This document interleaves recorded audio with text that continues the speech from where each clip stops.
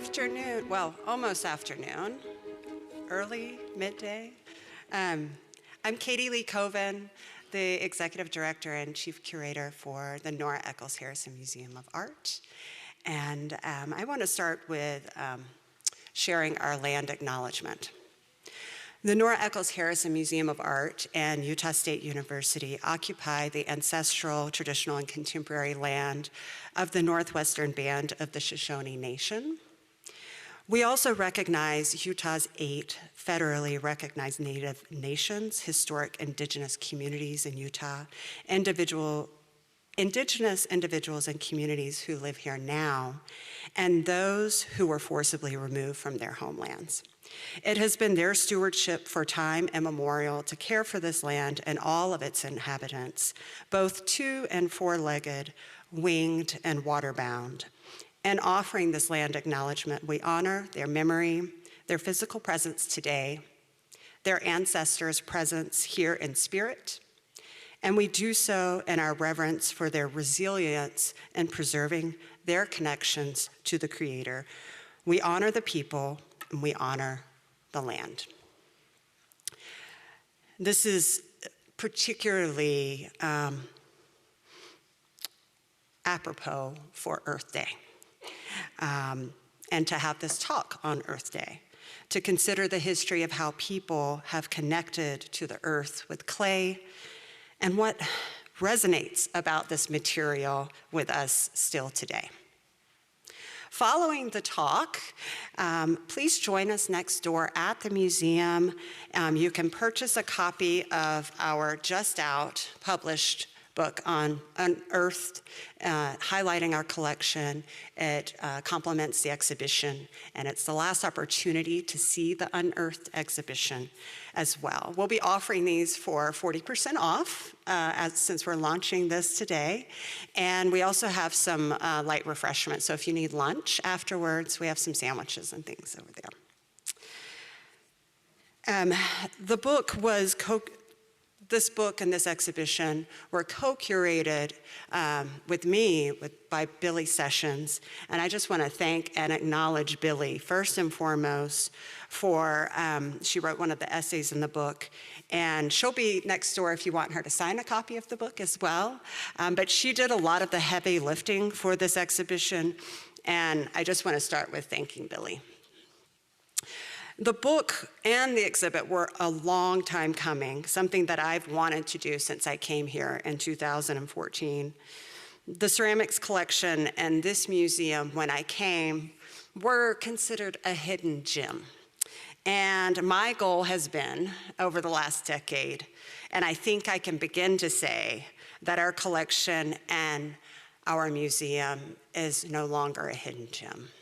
And really, that's thanks to you participating and paying attention to what we do. So thank you for your help in that process. The exhibit Unearthed was very much a team effort with nearly 300 artworks, and we reviewed every one of the 1,500 or so ceramic pieces in our collection for consideration when we were planning that exhibit. I want to also acknowledge and thank John Neely, professor of ceramics, who's been involved with the museum and the development of our ceramics collection since its founding a little over 40 years ago. And we would not have the ceramics collection we have today without his stewardship, his involvement throughout all of these years, and his consultation with this exhibition as well. So thank you, John. Others I want to acknowledge, and I'll try to do this briefly so we can get on to the reason you're here for your talk. Matthew Lim was an associate curator. He's also a former student of Jenni Sorkin's, who you'll hear from today. Sarah Echo-Conti, Isla Murray, Sarah Morris, also a former student of Jenni Sorkin's. Zaida Arredondo, Selena Christensen, and then Bolton Colburn, who's our curator for collections and exhibitions, really was the lead on this book project and helping pull all of that together. And I want to thank my staff. I have an amazing staff. I feel so fortunate. They're all sitting together up here. That was not, they did that on their own, which says, I think, a lot about them as a team. So Shaylee Briones organized this event today. Shannon Erickson, Julie Taquan, Kiara Sorensen, Chloe Camp, Sara Arredondo, and Danielle Stewart. Actually, she came in a little later. So thank you all for all that you do for NEMA. And I want to also acknowledge and thank the Nora Eccles Treadwell Foundation. This is Nora's foundation that she founded before her death in the late 70s to carry forward her desire to support ceramics. And they continue to support our ability to purchase ceramics, and they supported the book that we have published. So thank you so much to the Treadwell Foundation for your long and steadfast support of the museum. Jenni Sorkin, now turning to our guest for today, writes on the intersections of gender, material culture, and contemporary art. She also attended the School of Art Institute of Chicago and Bard College and received her PhD from Yale University. And she is now a professor at University of California, Santa Barbara. She wrote Art in California, the Thames and Hudson acclaimed World of Art series. It's really the textbook on California art. It came out in 2021. She wrote the book Live Form, Women, Ceramics, and Community, which examined the confluence of gender, artistic labor, and the history of post-war ceramics.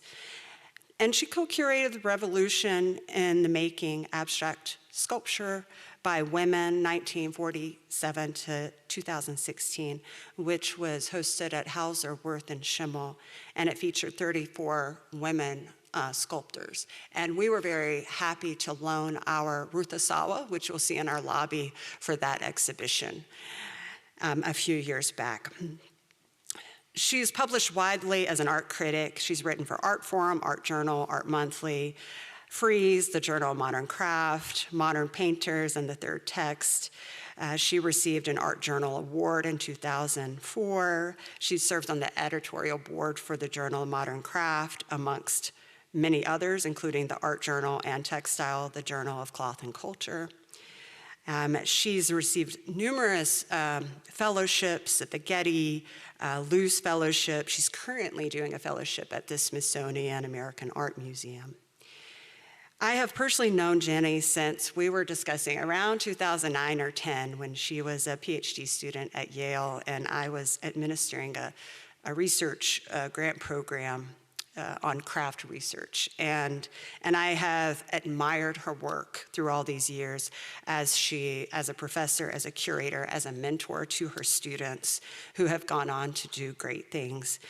And mostly I have admired, like myself and the museum, Jenni's commitment to shifting the narratives, to infusing new facets, perspectives, and histories into the canon of art history so that we are more inclusive, more accurate, more pluralistic, really, in our understanding of the complex history and world that we live in.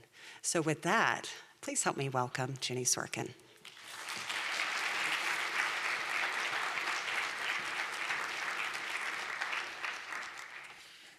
Thank you, Katie, and thank you to all of you for hosting me here. It's lovely to be back at Utah State University. This is a collection I follow closely and widely admire your museum for reasons that will become very apparent to you in a few minutes. I'm also going to spend some time at the end. I'd like to have a conversation. There's a lot of students and classes here, so thank you for bringing your students, and I'm hoping we can have a Q&A or discussion at the end with the last 15 minutes. Okay, so I'm Jenni Sorkin. I teach at the University of California, Santa Barbara, and I'm showing you our rec center table of contents, which used to be in print, but is now totally online. But what I'm pointing out to you is that the only craft disciplines that exist anymore on my campus happen in the rec center for no college credit and are considered recreational or therapeutic or exercise-based, and you take them with the exact same rigor as you might jump rope for fitness.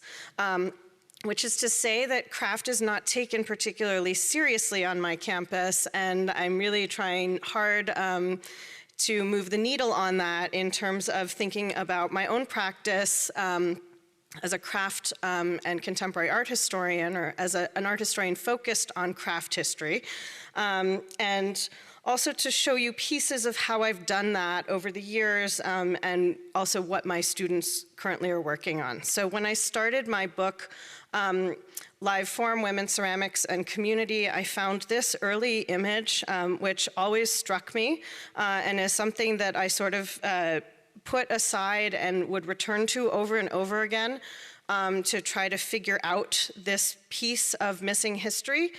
You see Bernard Leach, the famous British ceramist, surrounded by an all-male cadre of students, and you see one Japanese-American woman off to the side, sort of crossing her arms rather self-consciously watching this demo. During a critique at Alfred in '52. And so I always wondered what this young woman was doing in this classroom, how she might have gotten here, and what it meant for her to be the lone woman of color in such a male situation. My graduate students have gone on to ask these same kinds of questions in their own practice. And so just to do this very quickly, because I like to give them shout outs. My student Holly Gore wrote a recent dissertation on modernist wood and skilled trade from 1940 to 1970. She's currently the Director of Interpretation and Research at the Wharton Esherick Museum, which is a single artist museum devoted to the mid-century hand woodworker and studio craftsman Wharton Esherick. But in this project, she recovered histories of Japanese American internment surrounding the legacy of George Nakashima, and also the sole woman carpenter who helped hand build the campus of Black Mountain College with her students, Molly Gregory. My student Matthew Lim, who Katie just mentioned, and who also helped to organize and wrote a lot of the entries and an essay in the Unearthed exhibition that is up downstairs, is a Utah native. He has just finished a dissertation called Dirty Politics, Geological Primitivism and Land Use in the Ceramic Vessel Tradition of the American West. And he has actually just accepted a job that was announced today as assistant professor of art history at Alfred University. So he will be one of the first in a lineage of people, starting with Ezra Shales, helping to think through ceramics history with a large population of ceramics students, which is really exciting. And then finally, Sarah Morris, who is currently working on a dissertation about figurative sculpture, including figurative ceramic sculpture, including a chapter on Viola Frey and Patty Warshina, is currently recently named the Ruth Rippon Curator of Ceramics at the Crocker Museum of Art. And I point this out because it's not that easy to work on craft history within the academic setting of art history. It's kind of an outlier discipline, and that might seem strange to many of you who are makers, but this is really the reason why. In my little chart here, why go backward and not forward in time? Artists are always working progressively into the present and into the future. They often get annoyed, especially the mid-career or older ones, when you ask them about things that they did in 1963, in 1983. They say, I'm working now, look at my stuff now. I don't care about that stuff, I can't remember what I did then.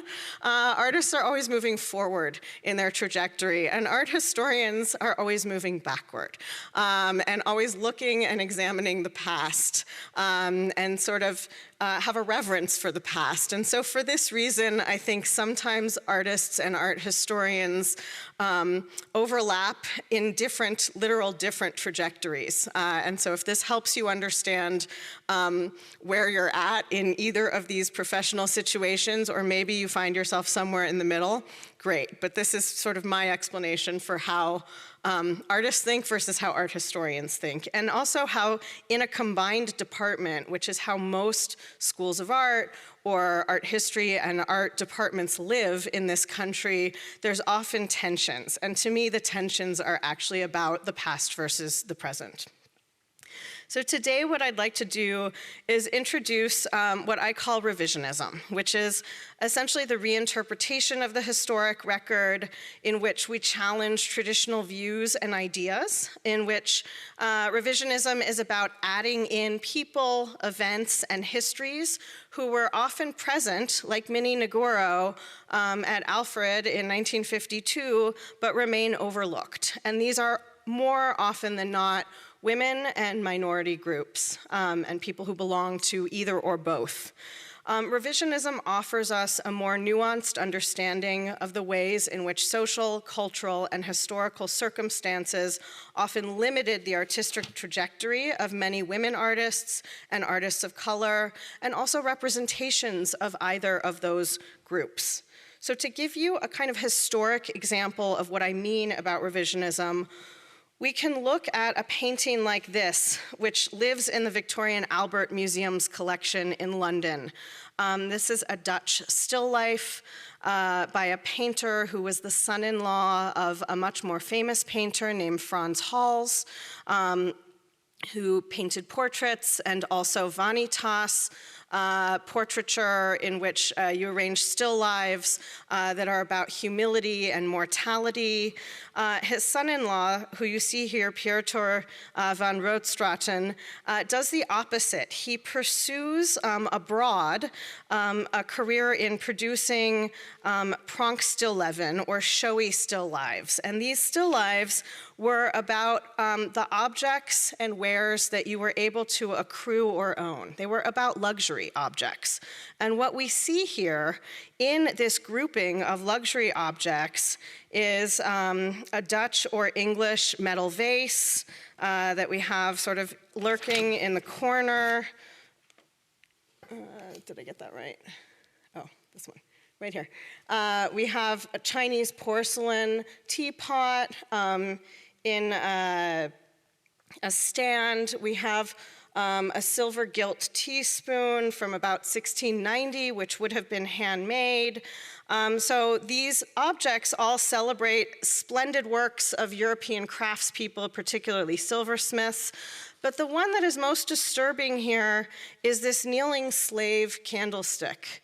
That anybody would be producing a candlestick of a kneeling slave celebrates not only the kind of pure, beautiful craftsmanship, but also celebrates ownership and the idea of owning enslaved people and other human beings that were trafficked from Africa and brought to Europe in bondage. And so this kind of painting reminds us of this dark history and the way in which these still lives celebrated an earlier incarnation of mortality or of morality that we might find today very egregious. And then it forces us to reckon with or ask what we do with this kind of painting. What does it mean to have not only a slave in bondage, but a slave that is perpetually kneeling and endlessly holding up this candlestick, a kind of endless performance of labor, and the labor that is celebrated here by not only the owner or commissioner of the candlestick, but then also the other layer of the painter himself, who is making money off of these commissions by arranging these objects in groupings for owners who want to celebrate their own luxury wares from their own homes on display. So all this is to say that early ideas of craft and craftsmanship are intensely political, although we don't always think of them that way. Porcelain itself is intensely political. There's an explosion of porcelain in the 18th century. It happens through increased naval trade with China and the Far East, between Europe and China. There's a kind of global trade that's happening in raw materials and luxury goods. As early as 1720, 1 million pieces of porcelain were imported into Britain from China. And owning porcelain became an intense status symbol at this time, connected to exoticness and good taste. But it also became a way of showcasing, again, another layer of ownership. So initially, porcelain figures like this were kind of descended from replacing sugar casts and wax figures that used to sit on tabletops in very elite presentations of state dinners in European royal sort of elite homes and households. People would make sugar cast objects. And when porcelain was discovered and imported, that changed. So objects like these that you see here often held food, or they were like fanciful decorations put in groups out for table decoration to entertain. But they become used ultimately to express power, to celebrate political allegiances, and also to reflect wealth and good taste. And what we are seeing here from the Meissen porcelain manufactory in Germany, modeled by their very famous sculptor Joachim Candler, is a piece called Lady with Blackamoor from about 1737, in which we see a black servant. It is unclear if this is an enslaved bondsman or if this is a freed black person, we're not sure, in servitude to a lady, a woman of means, a woman with status, who is reclining in a chair and also is being served, and her little dog is also being served too. So we see a kind of servitude happening. She is sitting, the dog is sitting, the young man is standing, he is presenting a tray of some kind to her. But we see ultimately an intensive social hierarchy and a system of authority that is being enacted here.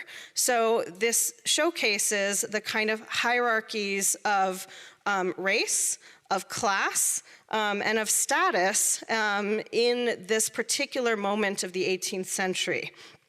And for much of Western Europe, the image of the blackamoor was the sort of catch-all term for person of color or a black person at this time, a black African person who had been, again, imported through slavery or through some kind of ill-gotten means, trafficked into Europe.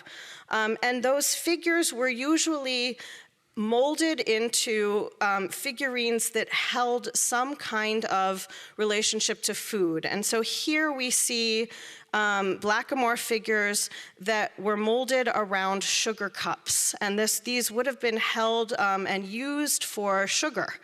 And the sugar was not by any kind of accident. What they are doing here in showcasing black figures who are serving in servitude to sugar are also in servitude to the plantation system and the triangle trade between Europe, Caribbean slavery, in which Africans were trafficked to work sugar plantations in order to produce sugar that is then made into rum and run back to either the United States, the colonies, or goes back as raw sugar products to Western Europe and eaten and consumed. And sugar consumption during slavery goes way through the roof. It becomes one of the biggest status symbols in Europe, is to be able to consume a lot of sugar.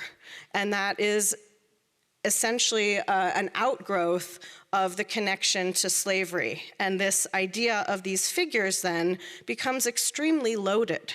They are not cute figurines, they are actually figurines of human misery and bondage, ultimately holding sugar, and which we know becomes a sweet food that is loaded down with this idea of enslavement and force and oppression and violence. What we have on the other side of this slide is Meghan Markle posting on Instagram a slavery brooch. She is calling out Princess Michael of Kent,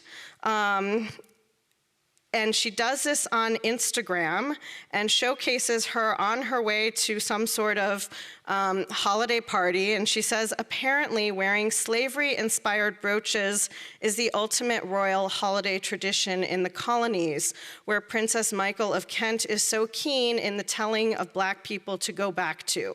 Can't believe she wore this for the Queen's lunch first-time meeting. So this is one of the things that Meghan Markle was particularly skilled at and excoriated for during her short time as a British royal, was calling out the kind of casual racism of fellow Brits and fellow royals who had these objects in their collection, weren't sorry about it, and in fact paraded them around on her own chest in this car on her way to a lunch with the Queen, and perhaps even a first-time meeting with Meghan Markle herself.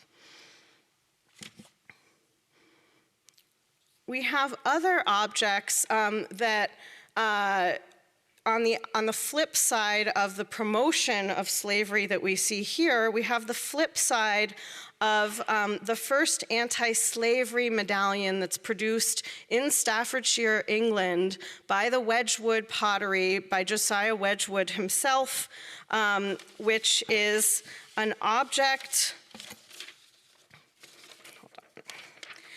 in which a man of African descent is kneeling. He is shackled in chains, and he poses the question in white that is very hard for you to read, but I'm going to read it to you around the oval frame.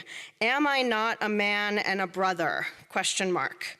These objects were produced to address the abolition of slavery, of which Wedgwood himself was actually a prominent advocate. So we have this one person within British ceramics history who not only contributes to the industry of Wedgwood pottery and the kind of classical look of jasperware and blue and white, but also helps to advocate for the abolition of slavery within Britain.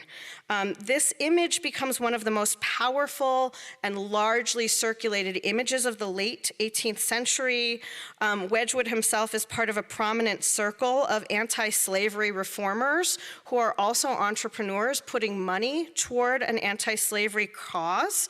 I want to point out that this medallion was circulated decades before the American Civil War, and it was adopted for the Society of the Abolition of the Slave Trade, which is founded the same year, 1787, as this medallion is first made, and it's produced as a cameo, which means it's actually made in very large quantities and sold or often distributed for free to promote the anti-slavery cause around Britain. Women wore it on bracelets, they wore it as hair ornaments, and they even incorporated it into clay pipes that they would give their husbands.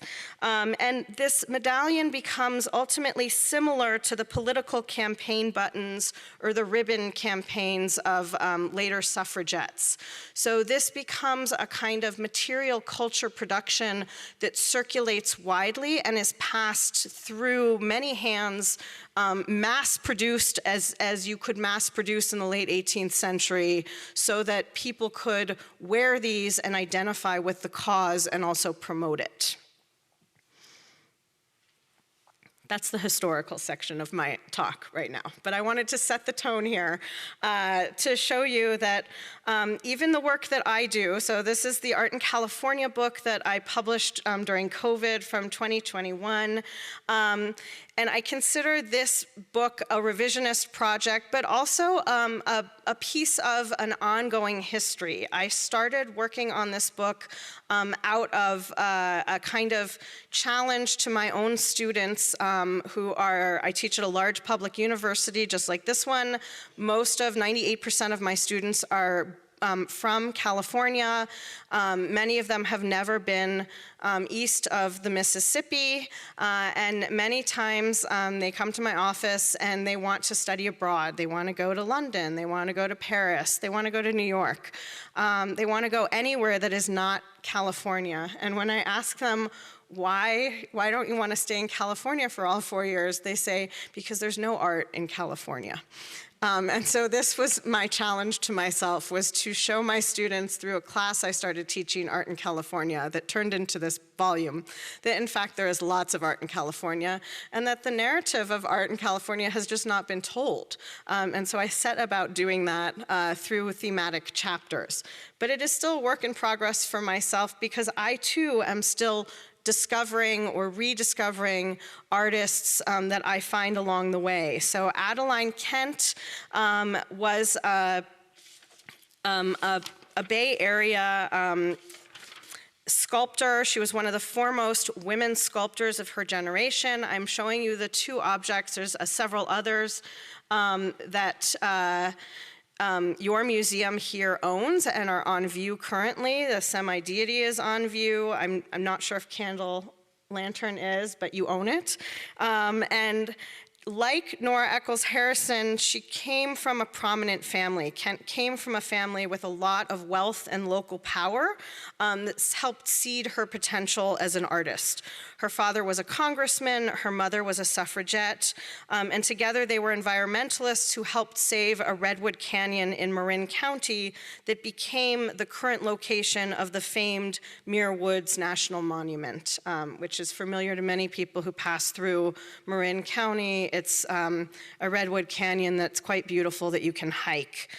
Kent was thus enamored with nature, and she spent a lot of time doing things in a pre-war moment that a woman of less means would have had a harder time doing. She went hiking with mules in the high Sierras. She went to art school in San Francisco. She did get married and have children. There was still that social pressure, but she also worked as an abstract sculptor. And I didn't include her in my book because I didn't know about her at the time. So I too am sort of in an active space of recovery and revisionism. And when I'm able to revise this book at some future moment, I will go back and include her work because I find it so interesting. She's experimenting not only with abstraction, but also with all kinds of materials, such as the soft stone magnetite. She sculpted with cement, in which she put found pebbles and shells.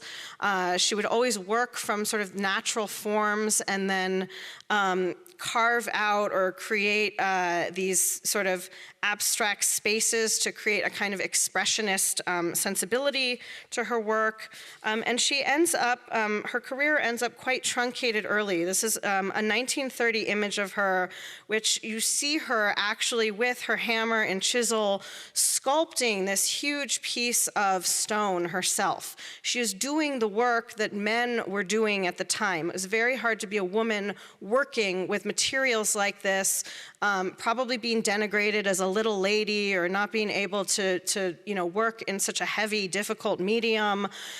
She also teaches herself to weld, and I'm showing you a slide comparison to Lee Bonteque, the mid-century 60s sculptor who also taught herself to weld, because I think Adeline Kent is a kind of perfect through line as somebody who paves the way for a level of abstraction that Bonteque is able to achieve in the 60s, and Kent's own career is cut short because she dies in a car crash at the age of 57. And for that reason, she is pretty underknown now as a result. We don't know where her career would have landed her if she had lived into the 60s. She might have ended up quite celebrated like Bonteque was. Another artist I wanted to introduce you to who's not in your collection, but also is a woman working in the West, is Betty Feeves. She spent her entire career as a ceramic sculptor in Pendleton, Oregon, which is in the eastern part of the state. She was academically trained in the late 30s and early 40s, first at Washington State University. She studied with Clifford Still, and the only way she figured out she was going to be able to pursue an advanced degree, because many sculpture and painting programs were closed to women mid-century, was to become an art teacher and to train at the Teachers College at Columbia University. So art education was a space in which women could flourish because they were locked out or kept out of sculpture and painting. And so that is the pursuit that she worked through. She moves to New York during the 40s. She studies at the Art Students League on the side. And she returns to the Pacific Northwest in order to have sort of traditional marriage and children. And she lives in Pendleton her entire life, and she does these large stonework constructions, but she starts out figuratively. Here's an image of her at a festival at the Portland Art Museum. She also did experimented with raku and wood firing outdoors, and these were her teachers briefly. Clifford Still, whom I mentioned, and Alexander Archipenko. I happen to love this image of Archipenko with the unlabeled girl student because it really embodies the spirit of the 40s and the pre-war era in which many women were art students. There were still at that time more women who were art students than men, and yet it was male students who were celebrated and pushed into going on for graduate degrees and Masters of Fine Arts. And the girl students, as you see here, were probably told to go home with their swans or go in to become art teachers, but not get graduate degrees. And there was always this fear that women were going to drop out and get married and have babies. So it's a kind of running discourse through much of the research that I've done in the mid-century. It's a kind of ongoing bias against women for their potential to procreate and potentially get married and leave the field, which wasn't true at all. So this is just to show you Betty Feeves makes images that look like or are modeled after a kind of early 20th century celebration of figurative abstraction or geometric abstraction. And she produces these figures early on and then goes on to work much bigger and in a more abstract manner. There are also other women who I've discovered along the way in writing my Art in California book, who are less known for their own art production, but actually help seed or establish the field in such a way that allow other people to flourish. We call them in art history world builders, in which women are the ones who are making foundations, they are establishing art departments, they are helping found museums and programs in universities so that other people can pass through and expand their own artistic horizons while they do the drudgery of the administrative work. That was the case with Martha Longnecker, who taught for many years at San Diego State University. She helped establish the ceramics program there, and then she goes on to found the Mingei International Museum in Balboa Park in San Diego, which still exists and becomes her kind of legacy project. She had been the student of Millard Sheets, who is a California artist, best known for these tile murals he produced all over California. Simultaneous to this early California era are two other artists I wanted to point out to you who are working across town from each other. Laura Andresen, who is a woman establishing the ceramics program at UCLA in 1933, and then Glenn Lukens, who taught first at what was then called Fullerton College, and then he helps establish the ceramics program at University of Southern California. These are kind of rival programs across town from each other, but what is most striking about them is that that these two artists were both actively queer in a time and place in which you could lose your job for being out, you could not have a lover actively or bring that person to a party. It was a time of deep repression and also shaming for anybody who was gay in this era. And to be active out and a role model in some sense, an other, a person who didn't have job security for these reasons of being gay, was quite an anomaly. And I think it's really important to reclaim within the ceramics discipline our own heritage of finding and unearthing, literally, the people who not only made a difference, but were also different themselves. Dora Delaros, who's also included in this exhibition, was a student of Susan Peterson's at University of Southern California. She was the first Chicana woman to graduate with a degree in ceramics at University of Southern California. And for much of her career, she produced these Art of the Americas or pre-Columbian influenced figurines, drawing on her own Mexican heritage, for which a long time she was kind of mocked. People didn't understand why she was making these figures. They didn't make sense. They were figurative, but they looked like monsters. And so she produces simultaneous to all these ceramic sculptures her own functional wares in order to try to fit in better in the predominantly white Los Angeles world of ceramics.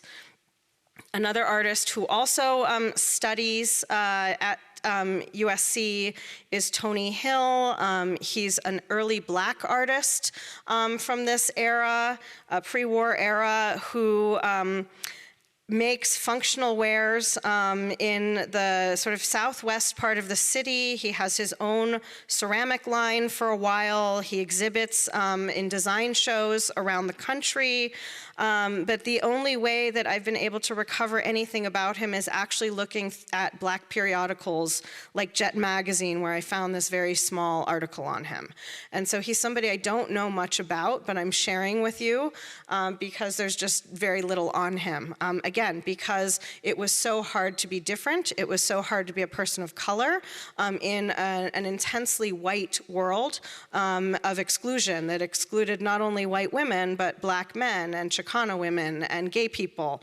And so that becomes a sort of, as a counterpart then to somebody like Peter Voulkos, a name we all know and celebrate. Voulkos has a career trajectory that is actually simultaneous, ultimately, as peers to Doyle Lane, another Black artist working in Los Angeles. Doyle Lane also studies in Los Angeles at University of Southern California. He makes functional pieces. He also dabbles in sculpture. He becomes a really good ceramic chemist. But because he's a Black man, nobody will hire him to teach. And so he ends up working as a chemist for Gladding McBean and other tile companies around Los Angeles as an outgrowth of his ceramics practice. And it's only much later and in the era now in which he's deceased that he's become very celebrated for his small functional pieces and is currently having a resurgence. But it would have been really amazing to have had him have these sorts of celebrations in his own lifetime, which doesn't seem to happen. And he's roughly the same age as Peter Voulkos, which is why I'm pairing him here, so that you can see how close they are as peers. I also wanted to just share with you another finding, which is the first California Black Craftsman show that happens in February through March of 1970 in Oakland, California. This is curated by Evangeline J. Montgomery, a Black metalsmith who is trained at the California College of Arts and Crafts, graduates with a degree in metalwork, and decides that her contribution is going to have to be to organize exhibitions. And she becomes a really celebrated arts administrator who eventually moves to Washington, D.C., where she still lives today, and becomes a kind of federal bureaucrat working behind the scenes to help seed and again fund programs for Black artists to go abroad. But this is her very first contribution, is she organizes a show of Black craftsmen at Mills College Gallery in Oakland in a time right after the civil rights era. And also, I'm pointing this out because she does this with just an undergraduate degree and felt empowered enough to do it, which I think would have been really difficult at this time period. The other definition I want to share with you is the term vernacular, which might be familiar to some of you. It's of, relating to, or being in the common building style of a particular period or place. We use vernacular to talk often about sort of hand-built or hand-wrought architecture, but we also use vernacular to talk about art made by self-taught or untrained artists or artisans, or people who do not even identify themselves as artists because it's a term that has never been used to describe them. Perhaps they've never had any art training at all. And in my first book, I came across Alan Eaton, who was an Oregon politician who helps found a craft guild and goes and works for a social sciences foundation and goes on to write and produce a bunch of books called Handcrafts of the Southern Highlands, Handcrafts of New England. He becomes a kind of celebrated figure for thinking through this history of the vernacular, that is production in craft by people in various regions of the country. The Southern Highlands are Appalachia, New England is the former 13 original colonies, and he celebrates these histories. These are largely white histories that he's working through. He doesn't spend a lot of time talking about other histories until World War II happens. I'll go back to that image in a moment.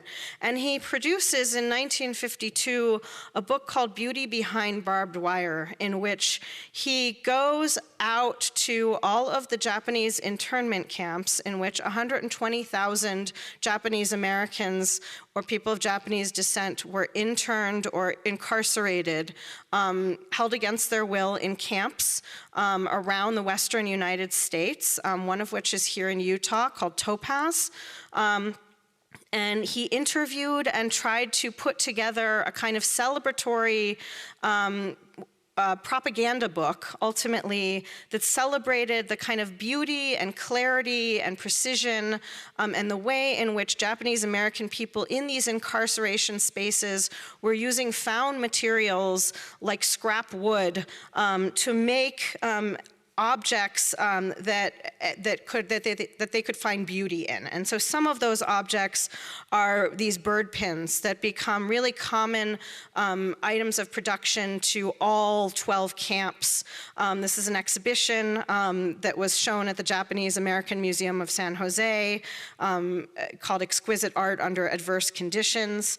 So people would find, whittle, and paint scrap wood. There was a ceramic pottery that was launched at Heart Mountain in Wyoming. There were also exhibitions that were held in these camps, like you see here in the dining hall. They would push together picnic benches and show all of the vernacular work that was produced by incarcerated Japanese Americans during this time. And it's only been recently, in the last decade or so, that this work is finally being celebrated and reclaimed. So spaces of difference, once again, being found, shown as a way to showcase that there were people of color producing craft at mid-century, that the studio craft movement is not just full of white spaces, but that sometimes this was coming out of spaces of under duress. So Delphine Hirasuna, a Japanese-American art critic, put together this Art of Gammon, an arts and crafts show about Japanese-American internment that was held at the Renwick Gallery in DC as part of the Smithsonian in 2010. And it's a really wonderful and beautiful book, which brings me to sort of a full circle image in that we started out here, and I asked why Minnie Nagoro, or how Minnie Nagoro made her way to a place like Alfred. Minnie Nagoro had a much longer and deeper history. She had been a UCLA student studying ceramics, and then her entire family was incarcerated at one of these camps in Wyoming at Heart Mountain. She was introduced to Daniel Rhodes, who was there. Daniel Rhodes is a very famous figure in our field. He was a celebrated professor of ceramics at the University of Iowa, and then at Alfred, and then in California. He writes a number of books. But early in his career, he was asked to set up a pottery, a production pottery at Heart Mountain that never comes to fruition. But this is where Minnie ends up learning to throw ceramics from him.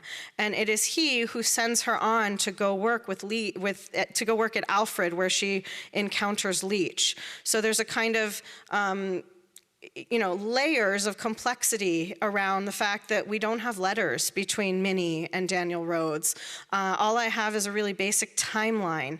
It's something I'm really interested in, but there's no archive, and there's no series of records other than these two photos that I've been able to unearth.